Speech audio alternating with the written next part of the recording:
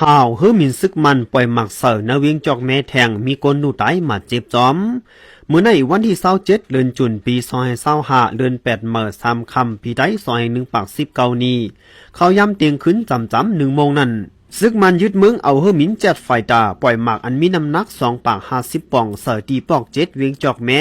เตืองยาเฮินเยกวนเมืองดูก่อยจอม2 หลัง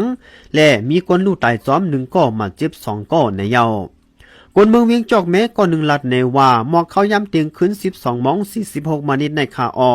แม่นพ้องขิงบนนอนรับเย็นกันนั่นและยินเสียงหมากมอตังปอก7นั่นออลินเมืองปอยอนถึงที่เฮาอยู่ในคาออเพิ่นนั้นได้สั่งไล่ฮู้ว่าคำว่าซึกมันมาปล่อยหมากลง2 ปาก 50 ป่องเสือเฮิรนเยพี่น้องปอก7เข้าในออยินว่าเฮิรนเยลูกก่อย2 หลังนางยิงอายุ49 ปีก็1จื้อห้องต่อโมสู่หน่องไล่ลูกตายจอมแลอันหมากเจ็บซ้ำยินว่ามี2ก่อในออสืบลัดในหนังไหน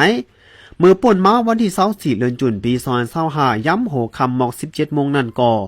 มีปังตึกสังเสจุมซึกมันตังเจอยื้อหมากปล่อยหมากเซอที่หิมกัดเวียงจอกเมเส